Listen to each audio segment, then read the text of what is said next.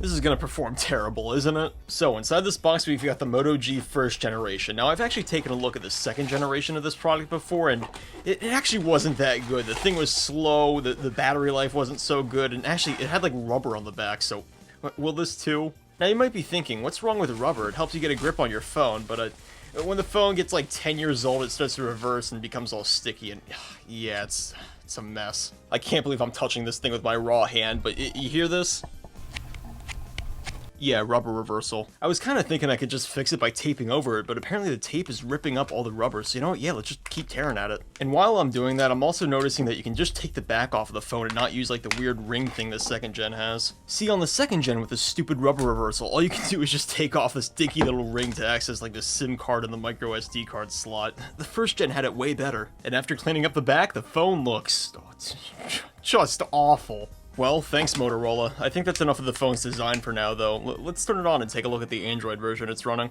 Powered by Android, and that text is very early Android, so we're at least running Android 4 on this thing, right? And immediately from the setup, I can tell we're definitely above Android 4, but we're probably on like 5 or 6. Aside from this stupid rubber on the back, one thing I really like about the design of this phone is how it's easily one-handable. You know, aside from this tiny little corner right here, but let's not count that. About your privacy, we collect and report usage information. Okay, you know what, I'm not reading this, I got something more interesting to talk about. Turns out, you know Graphene OS, right? I think they're pairing up with Motorola to make like specialized phones to sell on the market.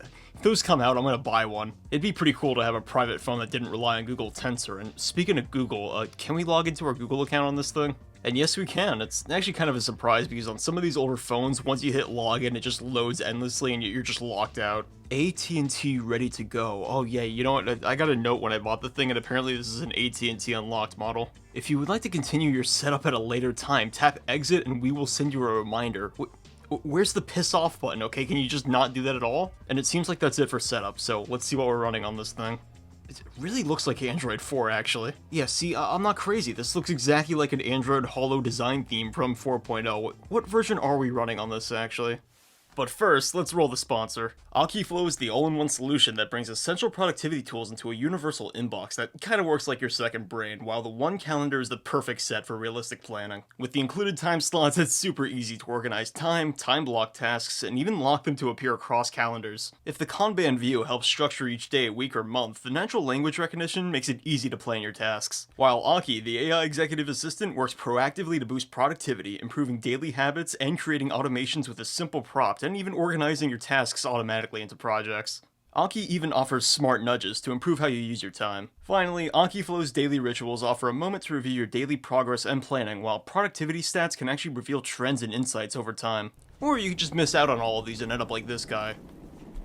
So if you need to get your life back on track and you're interested in this, head to the link in the description below. Now back to the video.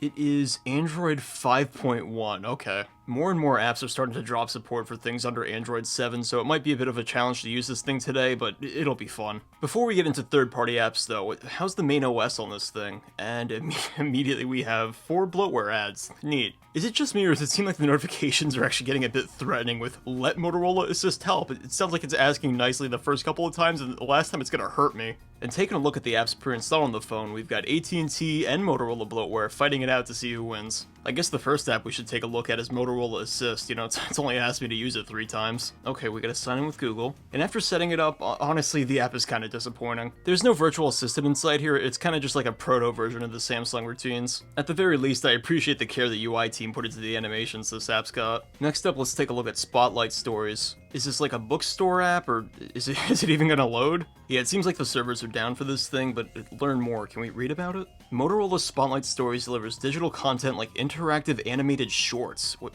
Really? Shorts on a phone from... Wait, when did this come out? 2013 this phone came out, and they were trying to push short form content on the users. That's actually pretty cool. This app is way ahead of its time. It's just too bad it doesn't work anymore. After that, let's take a look at YP. Make the most of your day with YP, the new way to do. Find it, get it done. Okay, so it's like a note-taking app. Good evening. What do you want to find? Oh no, we got an infinite loading bar at the bottom here. I bet the servers are down. Is he gonna be able to find me restaurants in Los Angeles? Oh, it's just nothing happens. So when this service was functional, it seems like it was some sort of note-taking app along with maps functionality where you can like track all the places you want to go to, which That's actually kind of a neat solution. I wish something like this was around today with Google Maps. Let's check out one more thing before we head into third-party apps, the camera. Dude, I don't know what was up with old Android phones that having like convoluted, terrible camera UIs, but yeah, this isn't really intuitive. I mean, don't get me wrong, it's pretty neat to have the camera settings in like a little carousel here, but I'd really just prefer like a bar with text. Now, when it comes to the sensor for this thing, you can't even cope because it's an old phone. Even for the time, this kind of just sucked. It's 5 megapixels and it can record video at 720p. And the result we get for trying to take a picture with this thing is just absolutely terrible. I mean, you know the back of the tablet's supposed to say Kindle, right? Unsurprisingly, the videos aren't much better either. Okay, so I would say that's a pretty good look at the phone's vanilla software, but what can we grab from the Play Store? Play Store's outdated, right? Usually by this point, if it's not working, it'll just pop up and say server error, but it's just loading infinitely, so you know what? Let's just hop on ADB, spam the build number, and USB debugging. It seems like the latest Play Store we can download is from 2023, so yeah, should still work. Now, usually when it comes to using Android Debug Bridge, I'd be using a laptop, but recently I figured out you could actually run it on another Android device using Termux, so I'm gonna see if that works. Okay, so we got our micro to USB-C cable. And it seems like it's not working, which, damn, that would have been really cool. I wanted to do it only on Android. Okay, I guess we'll just do it the boring way. I just finished the update and came back to the phone an hour later, and I'm noticing you actually have an LED for notifications when you got a bunch on your lock screen. That's pretty cool. After updating the Play Store, though, I can see that we got okay app support, but not everything's on here. You do have access to massive platforms like TikTok and Instagram, but some other apps like Discord aren't updated for Android 5 anymore, so you gotta go out of your way to manually sideload an APK for them. So whatever I gotta do to make them run, I'm gonna install all the apps, games, and updates I want to take a look at on this phone, and really, Subway Surfers isn't supported? So, after spending way too long trying to force these things to install on the SD card because there's only 5 gigs of internal storage, let's take a look at TikTok. And while TikTok is a bit slow on this phone, it's actually still pretty functional. And honestly, that's pretty hold on, just one sec. Thank you, man, he's so annoying. But being serious for a sec, it's pretty impressive seeing TikTok run this well on a device with only 1 gig of RAM. Okay, and next up, let's take a look at YouTube. It's not gonna work. Yep, see? I think the cutoff is Android 8, but they dropped support for the YouTube app, so you gotta go to the website to watch it. And okay, that's not really good. It's been taking more than a minute to load the YouTube homepage, so why don't we just try to access the video itself? 18 seconds to load the video. That's way better than the homepage, which I don't know why it took that long, but okay. The video is playing and we do have audio, but it seems like the UI is just kind of busted here. Will reloading fix it? Oh, there's an update for Google Chrome. Alright, yeah, that might do it. Now that we updated it, we have the UI working and can watch YouTube in full screen. And the video's lag-free at 360p, but let's push it to the native resolution of this phone at 720. Oh, okay, yeah, I'm starting to notice some lag. Yep, video's buffering, now it's struggling. So yeah, that's pretty embarrassing, honestly. This phone can't even handle YouTube at 720p without having a struggle load every few seconds. But at the very least, you can watch 360p YouTube. So next up, let's take a look at Instagram. And surprisingly, Instagram on this phone is still fully functional and actually kind of smooth at that. But who actually looks at the Instagram homepage? Come on, it's all about the reels. What? Okay, alright, it's the first reel. It's the first reel! What? Oh, it's buffering. You know the next reel is gonna be good. Oh, pocket jerk. Okay, you know, I'm already on my first YouTube strike. Let's just exit the app. So far, this phone is impressing me, but how well will it handle Discord? Discord on this phone slows down and stutters when you do anything, but honestly, pretty quick, especially when it comes to older phones. The important thing is, it's still fast enough to send messages.